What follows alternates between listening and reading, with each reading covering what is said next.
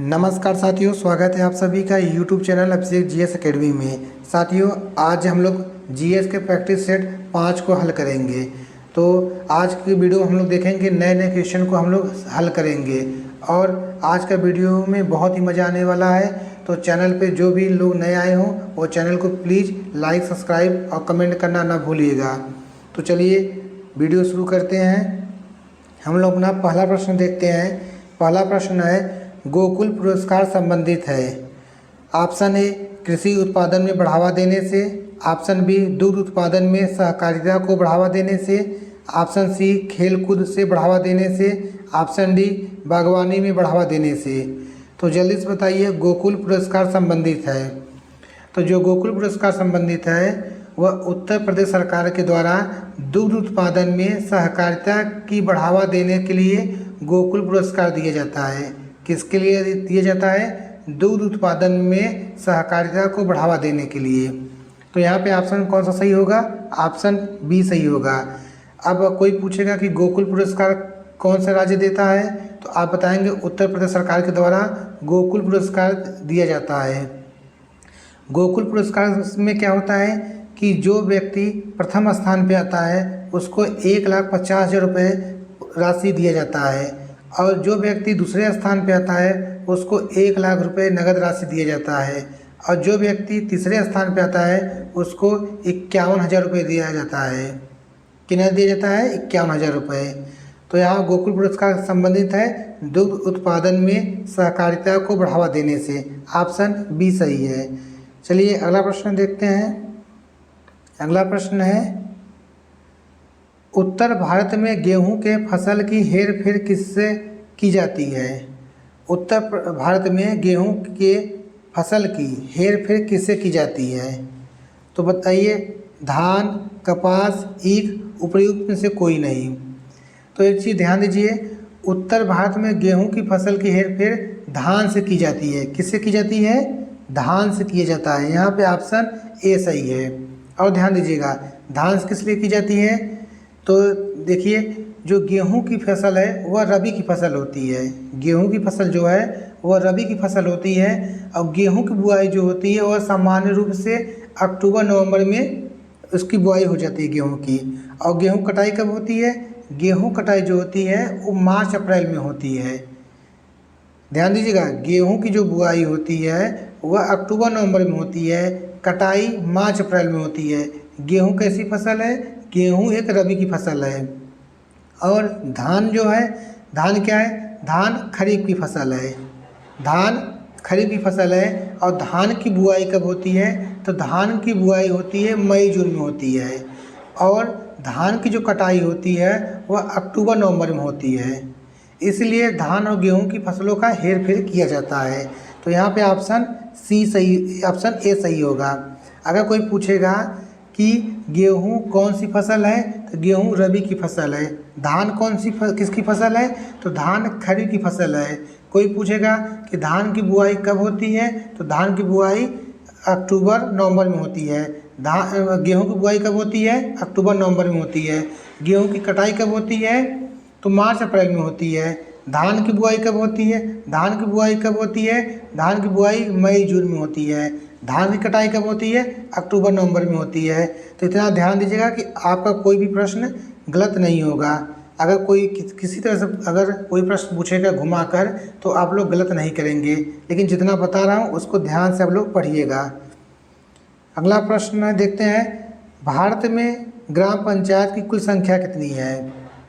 भारत में ग्राम पंचायत की कुल संख्या कितनी है? तो भारत में ग्राम पंचायत की जो संख्या है वह है 2,40,202। कितना है? 2,40,202, लगभग इतना है। कितना है? 2,40,202। अगला प्रश्न देखते हैं, ईख की अधसाली किस्म की फसल अवधि है? ईख की अधसाली किस्म की फसल अवधि क्या है? इसमें पूछा है फसल अवधि क्या है। तो ऑप्शन है इसमें 4 दिया गया है, 14 माह, 18 माह, 22 माह, 18 माह। आपको बताना कि जो ईख की अधसाली प्रजाति है किस्म है उसकी फसल अवधि कितनी माह है। तो यहाँ पे ऑप्शन सही होगा आपका बी 18 माह। कितना माह? 18 माह में ईख की अर्धशाली किस्म की फसल तैयार हो जाती है। और इसका जो रोपण होता है या इसकी जो खेती की जाती है वह मुख्य रूप से महाराष्ट्र में किया जाता है। जहाँ पे कम वर्षा क्षेत्र वाले क्षेत्र होते हैं वहाँ पे ईख की अर्धशाली किस्म की फसल बोई जाती है या उपजाऊ किया जाता है। अगला प्रश्न देखते हैं।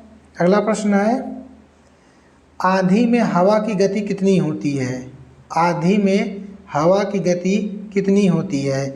ऑप्शन ए 70 मील प्रति घंटा, ऑप्शन बी 80 मील प्रति घंटा, ऑप्शन डी 80 मील प्रति घंटा से अधिक, ऑप्शन डी 60 मील प्रति घंटा।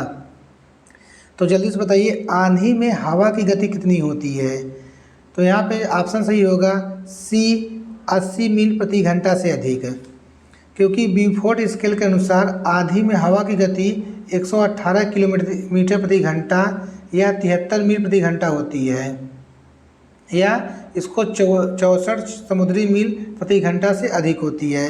तो यहाँ पे कौन सा ऑप्शन सही होगा? ऑप्शन सी सही होगा, 80 मील प्रति घंटा से अधिक होता है। चलिए अगला प्रश्न देखते हैं।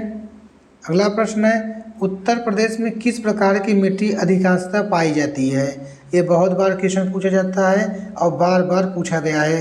कोई भी परीक्षा उत्तर प्रदेश का उठा के देख लीजिए, कहीं ना कहीं यह प्रश्न आपको मिल जाएगा।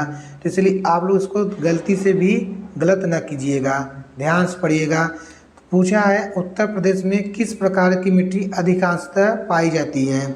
ऑप्शन ए बलुई मिट्टी, ऑप्शन बी जलोढ़ मिट्टी, ऑप्शन सी लाल दोमट, ऑप्शन डी लाल और काली मिट्टी का मिश्रण। तो जल्दी से कमेंट करके बताइए कि उत्तर प्रदेश में किस प्रकार की मिट्टी अधिकांशतः रूप में पाई जाती है। तो जो लोग पहले प्रैक्टिस सेट मेरा देखे होंगे, 4 प्रैक्टिस सेट जो हमने कराया है, अगर वो जो भी बंदा या जो भी लड़का पहला 1 से लेकर 4 प्रैक्टिस सेट किया होगा तो वह इसका आंसर जरूर बता देगा कि उत्तर प्रदेश में किस प्रकार की मिट्टी अधिकांशतः पाई जाती है। तो यहाँ जो ऑप्शन सही होगा, ऑप्शन बी सही होगा, जलोढ़ मिट्टी। कौन सी मिट्टी? जलोढ़ मिट्टी। उत्तर प्रदेश में अधिकांशतः जलोढ़ मिट्टी पाई जाती है। और यह मिट्टी कैसे पाई जाती है? यह गंगा और यमुना के द्वारा बहाकर लाए गए निक्षेपों से निर्मित होती है। कहने का अर्थ है जो जलोढ़ मिट्टी होती है वह गंगा और यमुना के द्वारा बहाकर लाई गई मिट्टी होती है। और जलोढ़ मिट्टी में क्या होता है? जलोढ़ मिट्टी में और एक चीज़ और ध्यान दीजिएगा, जलोढ़ मिट्टी में क्या होता है कि इसमें पोटास और चूना की बहुलता पाई जाती है। पोटास और चूने की अधिक मात्रा पाई जाती है, लेकिन जलोढ़ मिट्टी में नाइट्रोजन, फास्फोरस और ह्यूमस की कमी रहती है। ध्यान दीजिएगा, पोटास और चूना की बहुलता पाई जाती है या अधिक मात्रा पाई जाती है, लेकिन नाइट्रोजन, फास्फोरस की कमी रहती है, ह्यूमस की कमी रहती है। और इस मिट्टी में, जलोढ़ मिट्टी में धान, गेहूँ, गन्ना, दलहन, तिलहन इत्यादि खेती के लिए बहुत ही उपयुक्त मिट्टी होती है। जलोढ़ मिट्टी धान के लिए भी, गेहूँ के लिए भी, गन्ना के लिए, दलहन के लिए, तिलहन के लिए सबसे उपयुक्त मिट्टी पाई जाती है। तो यहाँ पे ऑप्शन बी सही है, जलोढ़ मिट्टी। अगला प्रश्न देखते हैं। क्षेत्रफल की दृष्टि से उत्तर प्रदेश का भारत के राज्यों में कौन सा स्थान है? क्षेत्रफल की दृष्टि से बताना है उत्तर प्रदेश का भारत के राज्यों में कौन सा स्थान है। सभी लोग जानते हैं कौन सा स्थान है। तो यहाँ पे 4 ऑप्शन दिए हैं, बताइए, कमेंट करके ज़रूर बताइएगा कि उत्तर प्रदेश का भारत के राज्यों में कौन सा स्थान है क्षेत्रफल के मामले में या क्षेत्रफल की दृष्टि से। ऑप्शन ए चौथा, ऑप्शन बी 5वां, ऑप्शन सी दूसरा, ऑप्शन डी तीसरा। तो जल्दी से कमेंट करके बताइए कि उत्तर प्रदेश का भारत के राज्यों में कौन सा स्थान है। तो यहाँ पे ऑप्शन सही हो जाएगा। कौन सा ऑप्शन सही होगा? कमेंट करिए, जल्दी से बताइए कौन सा ऑप्शन सही होगा। तो ऑप्शन सही हो जाएगा ए, चौथा स्थान है। उत्तर प्रदेश का क्षेत्रफल भारत के क्षेत्रफल का 7.3% है। जो भारत का क्षेत्रफल है उसका क्षेत्रफल का 7.33% उत्तर प्रदेश का क्षेत्रफल है। और जो क्षेत्रफल की दृष्टि से उत्तर प्रदेश भारत का चौथा राज्य है। और इसके जो 3 बड़े राज्य हैं वह कौन कौन से राज्य हैं? पहला आपका राजस्थान है, दूसरा मध्य प्रदेश, तीसरा महाराष्ट्र है।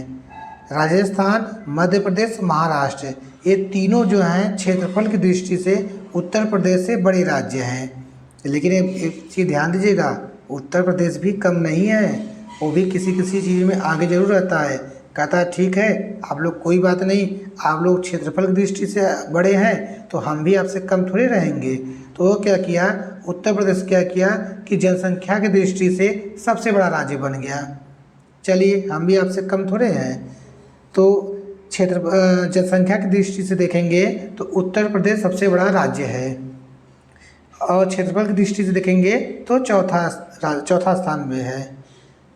पहले तीन कौन है, राजस्थान है पहले नंबर पे, दूसरे नंबर मध्य प्रदेश, तीसरे नंबर पे महाराष्ट्र है। ध्यान दीजिएगा, चाहे जिस तरह से घुमा के पूछे तो आप लोग गलत न करिएगा। चलिए अगला प्रश्न देखते हैं। अगला प्रश्न है, बीपीएल सूचियों से छूटे हुए बीपीएल परिवारों को लाभ पहुंचाने के लिए कौन सी योजना प्रारंभ की गई। ध्यान से प्रश्न पढ़िएगा। बीपीएल सूचियों से छूटे हुए बीपीएल परिवारों को लाभ पहुंचाने के लिए कौन सी योजना प्रारंभ की गई है। Option A Samajwadi pension scheme, option B मुख्यमंत्री महामाया गरीब आर्थिक मदद योजना, option C Samajwadi Awas Yojana, option D प्रधानमंत्री रोजगार योजना। तो जल्दी से बताइए कौन सा ऑप्शन सही होगा। तो यहाँ पे ऑप्शन सही हो जाएगा ए समाजवादी पेंशन स्कीम। कौन सा ऑप्शन सही होगा, option A Samajwadi pension scheme. BPL सूची से छूटे हुए बीपीएल परिवारों को लाभ पहुंचाने के लिए समाजवादी पेंशन स्कीम समाजवादी सरकार के द्वारा शुरू की गई थी। तो यहाँ पे ऑप्शन ए सही है। अगला प्रश्न देखते हैं। इंदिरा आवास योजना जो एक केंद्र समर्थित योजना है का राज्य सरकार के साथ लागत सहभाजन अनुपात क्या है। कहने का अर्थ है कि जो इंदिरा आवास योजना है उसका और केंद्र का और राज्य का इस योजना में कितना लाभ योगदान है। कि जैसे मान लीजिए 100 रुपये अगर इंदिरा आवास योजना में खर्च हो रहा है तो कितना राज्य सरकार देगा और कितना केंद्र सरकार देगी। तो दोनों लोग बीच अनुपात बताना है कि अगर ध्यान से सुनिएगा, इंदिरा आवास योजना मान लीजिए है और इसमें आपको बताना है 100 रुपये मान लीजिए खर्च हो रहा है, तो आप इस 100 रुपये अकेले केंद्र नहीं दे रहा है, इसमें कुछ हिस्सा राज्य भी दे रहा है, कुछ हिस्सा केंद्र भी दे रहा है। तो आपको बताना है किस अनुपात में कितना राज्य दे रहा है कितना केंद्र दे रहा है। तो अनुपात वही पूछा है। तो यहाँ पे जो 4 ऑप्शन दिए गए हैं, 4 ऑप्शन देख लीजिएगा, 80 20 75 25 66 34 90 10। तो अनुपात कौन सा इसमें सही होगा। तो यहाँ पे जो अनुपात सही होगा वह होगा 75 25। ऑप्शन बी सही है। इंदिरा आवास योजना में 75% केंद्र सरकार हिस्सेदारी देती है और 25% राज्य सरकार देती है। तो यहाँ पे ऑप्शन बी सही है। अगला प्रश्न देखते हैं। भूमि का उपयोग करने के एवज में किसानों से वसूल किया जाने वाला टैक्स कौन सा है।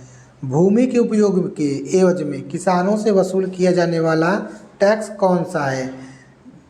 ऑप्शन ए आयकर, ऑप्शन बी विक्रय कर, ऑप्शन सी लगान, ऑप्शन डी उपकर। तो जल्दी से बताइए भूमि के उपयोग के एवज में किसानों से वसूल किया जाने वाला टैक्स कौन सा है। तो यहाँ पे ऑप्शन सही हो जाएगा सी लगान। क्या है, लगान। भूमि का उपयोग करने के एवज में किसानों से लगान वसूल किया जाता है। विक्रय कर जो होता है वह राज्य सरकार द्वारा लगाया जाता है एवं आयकर का जो उद्ग्रहण केंद्र होता है सरकार द्वारा होता है। कहने का अर्थ है जो विक्रय कर होता है वह राज्य सरकार द्वारा लगाया जाता है एवं आयकर का उद्ग्रहण केंद्र सरकार करता है। तो यहाँ पे क्या होगा, ऑप्शन सी सही है। अगला प्रश्न देखते हैं। राष्ट्रीय विकास परिषद का मुख्य संबंध होता है। राष्ट्रीय विकास परिषद का मुख्य संबंध होता है। देखिए अब क्वेश्चन या प्रश्न फिर रिपीट हुआ है। अब जो लोग पहले का जो 4 प्रैक्टिस सेट हल किए होंगे या वीडियो देखे होंगे तो इस प्रश्न का जवाब आसानी से दे देंगे। मैं कहता हूँ ना कि जो भी मैं पढ़ाता हूँ वो क्वेश्चन बार बार रिपीट होता है, तो इसीलिए जो भी पढ़िएगा बहुत ध्यान से पढ़िएगा, ताकि अगर कहीं भी क्वेश्चन किसी भी एग्जाम मिले या कहीं पे भी मिले या आप कोई प्रैक्टिस सेट हल कर रहे हैं वहाँ पे भी मिले या कोई आपसे पूछ दे तो भी आप गलत ना करें, आप तुरंत जवाब दीजिए।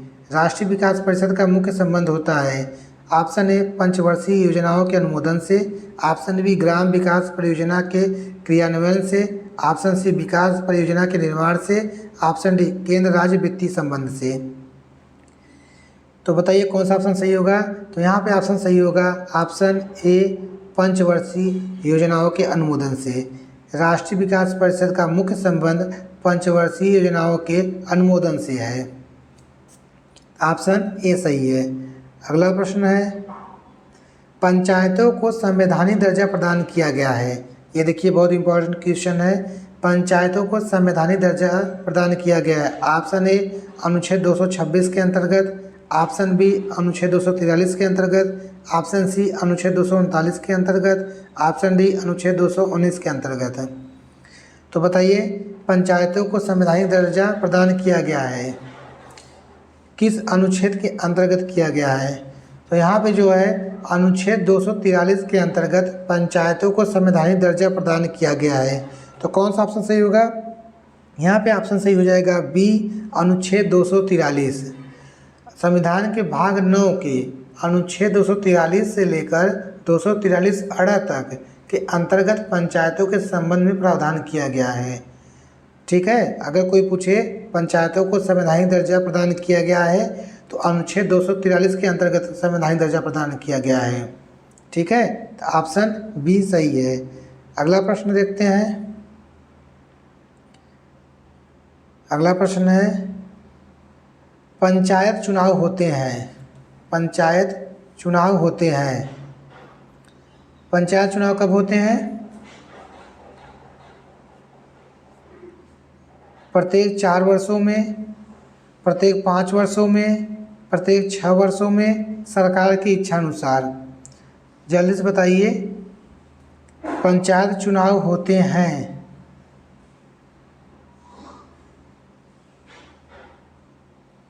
जल्दी से बताइए कौन सा ऑप्शन सही होगा। जल्दी से बताइए पंचायत चुनाव होते हैं। तो यहाँ पे ऑप्शन जो सही होगा, ऑप्शन सही हो जाएगा बी प्रत्येक 5 वर्षों में। पंचायत चुनाव होते हैं प्रत्येक 5 वर्षों में होते हैं। ऑप्शन बी सही है। अगला प्रश्न है, सफलतापूर्वक कार्य करने हेतु पंचायती राज को पूरे सहयोग की जरूरत पड़ती है। सफलतापूर्वक कार्य करने हेतु पंचायती राज को पूरे सहयोग की जरूरत पड़ती है। ऑप्शन ए स्थानीय जनता की, ऑप्शन बी केंद्रीय सरकार की, ऑप्शन सी नौकरशाही की, ऑप्शन डी राजनेताओं की। तो ये कौन सा ऑप्शन सही होगा। सफलतापूर्वक कार्य करने हेतु पंचायती राज को पूरे सहयोग की जरूरत पड़ती है। तो यहाँ पे ऑप्शन सही हो जाएगा ए स्थानीय जनता की। किसकी होती है। स्थानीय जनता के सहयोग की जरूरत पड़ती है। ऑप्शन ए सही है। अगला प्रश्न देखते हैं, निम्नलिखित में से कौन एक संवैधानिक निकाय नहीं है। अब बताना है कि निम्न में से कौन एक संवैधानिक निकाय नहीं है। 4 ऑप्शन दिए गए हैं, संघ लोक सेवा आयोग, राज्य लोक सेवा आयोग, वित्त आयोग, योजना आयोग। तो जल्दी से बताइए संवैधानिक निकाय का अर्थ, कहने का अर्थ यह है कि इन चारों ऑप्शन में से किसका संविधान उल्लेख नहीं किया गया है। जिनका संविधान उल्लेख किया गया है वो तो ठीक है, संवैधानिक निकाय हो गए। जिनका संविधान में उल्लेख नहीं किया गया है वह संवैधानिक निकाय नहीं है। तो जल्दी से बताइए कि निम्न में से कौन एक संवैधानिक निकाय नहीं है। तो यहाँ पे जो ऑप्शन सही होगा, ऑप्शन डी सही हो जाएगा, योजना आयोग। योजना आयोग जो है उसका उल्लेख संविधान में नहीं किया गया है, बल्कि आपका संघ लोक सेवा आयोग, राज्य लोक सेवा आयोग, वित्त आयोग, इन तीनों का संविधान में उल्लेख किया गया है। योजना आयोग जो था, भारत में योजना आयोग के संबंध में कोई संवैधानिक प्रावधान नहीं है। 15 मार्च को योजना आयोग को 15 मार्च 1950 को केंद्रीय मंत्रिमंडल के द्वारा पारित विशेष प्रस्ताव के द्वारा योजना आयोग की स्थापना की गई थी।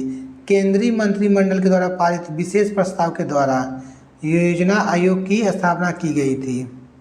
ठीक है, योजना आयोग के जो अध्यक्ष होते हैं वह प्रधानमंत्री होते हैं। लेकिन ध्यान दीजिए योजना आयोग को 1 जनवरी 2015 को योजना आयोग का नाम बदलकर नीति आयोग कर दिया गया। क्या कर दिया गया, नीति आयोग बना दिया गया। ठीक है। और रही बात संघ लोक सेवा आयोग, तो जो संघ लोक सेवा आयोग है और राज्य लोक सेवा आयोग है, इनका उल्लेख भारत के संविधान के अनुच्छेद 315 में किया गया है। संघ लोक सेवा आयोग, राज्य लोक सेवा आयोग का उल्लेख भारत के संविधान में अनुच्छेद 315 में किया गया है, जबकि वित्त आयोग जो है उसका उल्लेख अनुच्छेद 280 के अंतर्गत उल्लेख किया गया है। तो संघ लोक सेवा आयोग, राज्य लोक सेवा आयोग, वित्त आयोग, तीनों क्या है, ये तीनों संवैधानिक निकाय हैं। तो यहाँ पे ऑप्शन डी सही है। अगला प्रश्न है, 8वीं पंचवर्षीय योजना प्राथमिकता देती है। 8वीं पंचवर्षीय योजना प्राथमिकता देती है, किसको देती है?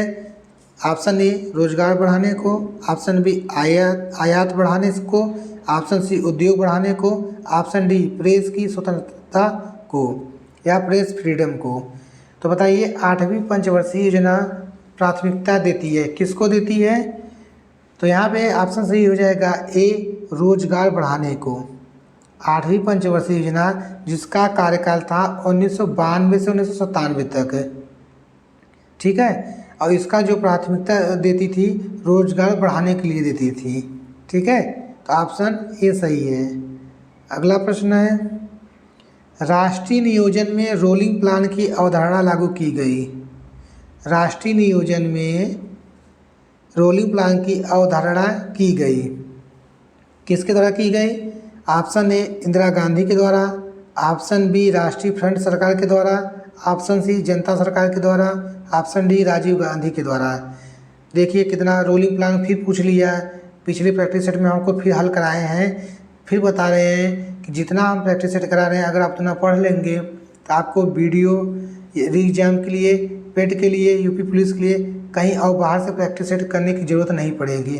हम आपको इतना प्रैक्टिस सेट करा देंगे कि अगर आप उसको वीडियो देख लेंगे और जो मैं बताता हूँ उसको अगर कहीं लिख लेंगे या याद कर लेंगे तो आपको कहीं किसी बाहर से प्रैक्टिस सेट करने की ज़रूरत ही नहीं पड़ेगी। हम आपको इतना प्रैक्टिस सेट करा देंगे। ठीक है। तो जो लोग फिस कर रहे हैं, जो लोग पिछला जो 4 प्रैक्टिस सेट हल कराए हैं, अगर वो नहीं वीडियो देखे हैं तो प्लीज़ जाके देख लें। ठीक है। तो आइए प्रश्न देखते हैं, राष्ट्रीय नियोजन में रोलिंग प्लान की अवधारणा लागू की गई थी। तो यहाँ किसके द्वारा की गई थी? तो यह जनता सरकार के द्वारा किया गया था।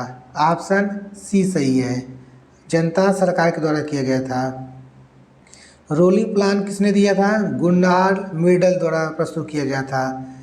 रोलिंग प्लान किसके द्वारा प्रस्तुत किया गया था? गुन्नार मिडल के द्वारा प्रस्तुत किया गया था। ठीक है। तो ऑप्शन यहाँ पे सी सही होगा, जनता सरकार के द्वारा। और रोलिंग प्लान कब लागू किया गया था? तो यह 1978 में लागू किया गया था। कब किया गया था? 1978 में। ठीक है। चलिए अगला प्रश्न देखते हैं,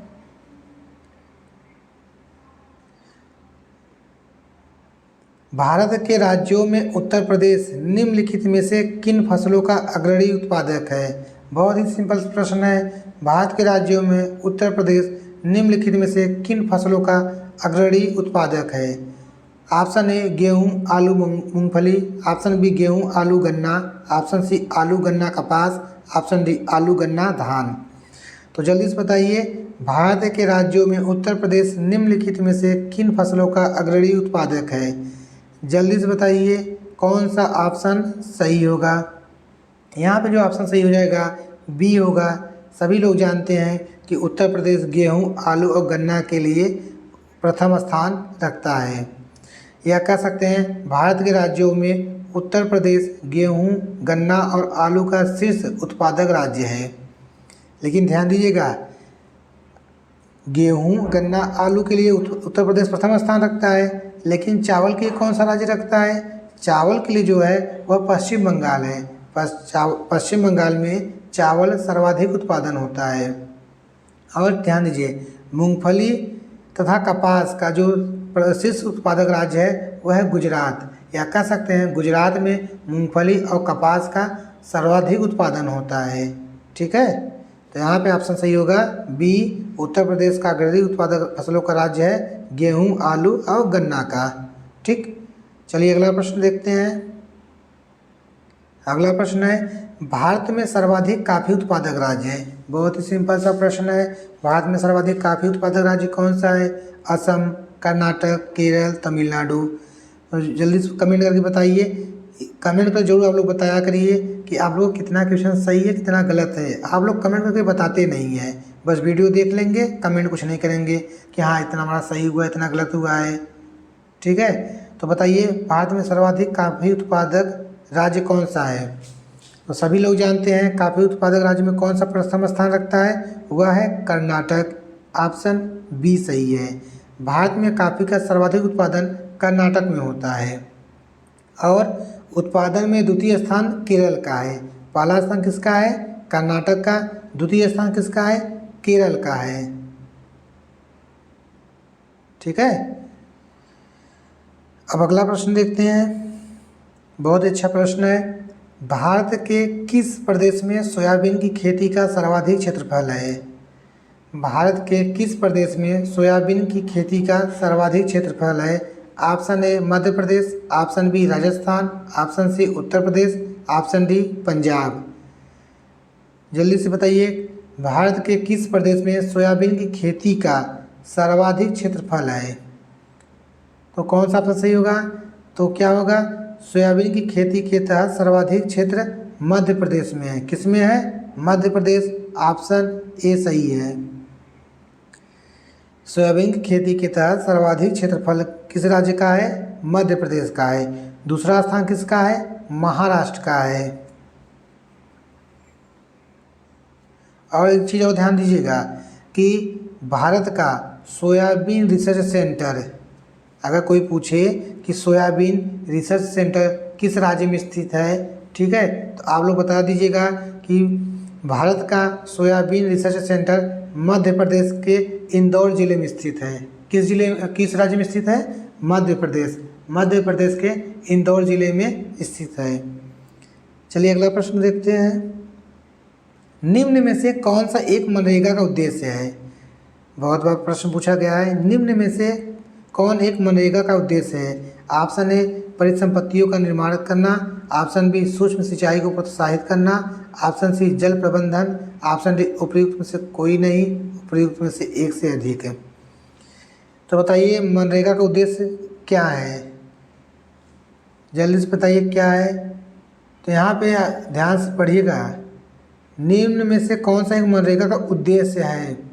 तो यहाँ पे ऑप्शन सही होगा डी। कौन सा ऑप्शन सही होगा? डी, उपयुक्त से कोई नहीं, उपयुक्त से एक से अधिक हो सकता है। क्योंकि जो मनरेगा था महात्मा गांधी राष्ट्रीय ग्रामीण रोजगार गारंटी अधिनियम, मनरेगा का पूरा अर्थ होता है महात्मा गांधी राष्ट्रीय ग्रामीण रोजगार गारंटी अधिनियम। भारत में लागू एक रोजगार गारंटी योजना है, मनरेगा है, जो भारत में रोजगार देने के लिए एक प्रमुख योजना है, जिसके अंतर्गत ग्रामीण परिवार के वयस्क सदस्य को 100 दिन का रोजगार उपलब्ध कराती है।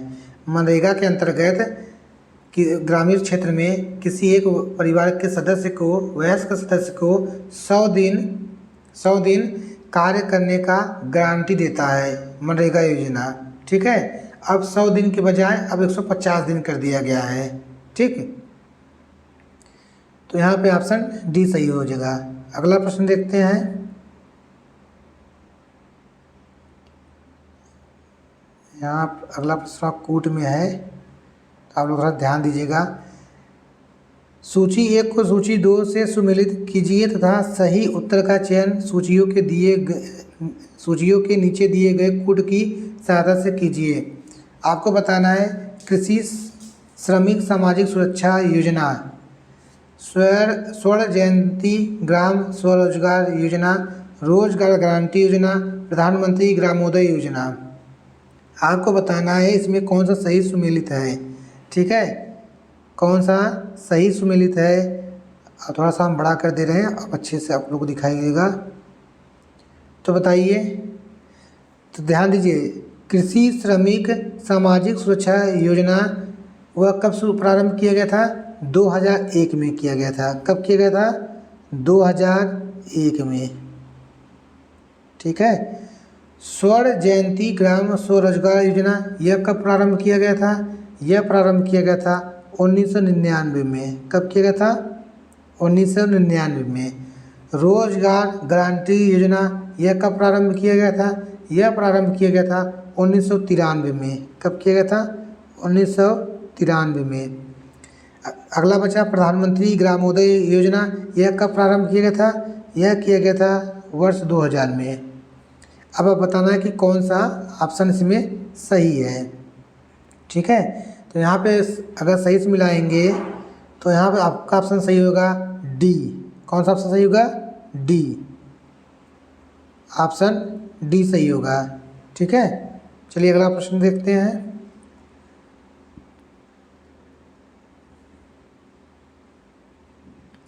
कौशल विकास पहल क्रियाशील हुआ है। बताना है कौशल विकास पहल क्रियाशील हुआ है 5 फरवरी 2005 में, 5 फरवरी 2006 में, मई 2007 में, अप्रैल 2010 में। बताइए कौशल विकास पहल क्रियाशील हुआ है तो कब क्रियाशील हुआ है? यह हुआ है अप्रैल 2010 से। कब हुआ है? अप्रैल 2010 से। ठीक है। ऑप्शन डी सही है। अगला प्रश्न है, निम्नलिखित में से कौन सी योजना ग्रामीण लोगों के गृह निर्माण के लिए बनी है? अब बताना है कि कौन सी योजना ग्रामीण लोगों के गृह निर्माण के लिए बनाई गई है।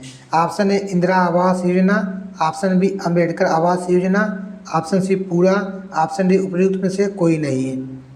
तो बताइए कौन सा ऑप्शन सही होगा? यहाँ पे जो है इंदिरा आवास योजना ग्रामीण लोगों के गृह निर्माण के लिए बनी है। कौन सी योजना? इंदिरा आवास योजना। ऑप्शन ए सही है। ठीक है। इंदिरा आवास योजना का नाम बदलकर, इंदिरा आवास योजना का नाम बदलकर सितंबर 2016 में इसका नाम बदल के रख दिया गया प्रधानमंत्री आवास योजना। ठीक है। अगर कोई पूछे इंदिरा आवास योजना का नया नाम क्या है तो इसका नाम बदल कर रख दिया गया है प्रधानमंत्री आवास योजना। इसका नाम कब बदला गया था? 2016 में। कब बदला गया था? 2016 में। ऑप्शन ए सही है। अगला प्रश्न है, कल्प योजना संबंधित है। कल्प योजना संबंधित है। ठीक है। प्राथमिक शिक्षा से, माध्यमिक शिक्षा से, उच्च शिक्षा से, प्राविधिक शिक्षा से। बताइए कल्प योजना संबंधित है किस शिक्षा से संबंधित है? तो यह है प्रारंभिक शिक्षा या प्राथमिक शिक्षा से। ऑप्शन ए सही है। ऑप्शन ए है, कल्प योजना संबंधित है प्राथमिक शिक्षा से। ठीक है। तो आज के लिए इतना ही साथियों। अगर आप लोगों को वीडियो अच्छी लगे तो प्लीज़ चैनल को लाइक, सब्सक्राइब, कमेंट करना ना भूलेगा। और आप लोग ज़रूर बताइएगा कि आज की क्लास में आप लोगों का कितना प्रश्न सही हो रहा है, कितना गलत हो रहा है। अगर आप लोग को कुछ चीज़ नहीं समझ में आता है, मेरे द्वारा बताए हुए चीज़ अगर नहीं समझ में आता है तो आप लोग कमेंट करके पूछ सकते हैं। हम सभी लोगों को कमेंट कर जरूर जवाब देंगे। कोई भी प्रश्न हो आप लोग ज़रूर पूछिएगा। जो चीज़ नहीं समझ में आए, अगर मैं कोई चीज़ बताया आप लोगों को नहीं समझ में आया तो आप लोग कमेंट करके पूछ सकते हैं। ठीक है। तो आज के लिए इतना ही। ठीक है। और चैनल पे जो लोग भी नए आए हो प्लीज़ चैनल को जरूर सब्सक्राइब करिएगा। जब आप लोग चैनल को सब्सक्राइब करते हैं, लाइक करते हैं, कमेंट करते हैं तो एक अंदर से मोटिवेशन मिलता है कि हम और अच्छी से अच्छी वीडियो बनाएं, आप लोग और अच्छा से अच्छा मटेरियल उपलब्ध कराएं, जिससे आप लोग परीक्षा में अच्छा से अच्छा स्कोर कर सकें। ठीक है। तो जय हिंद साथियों।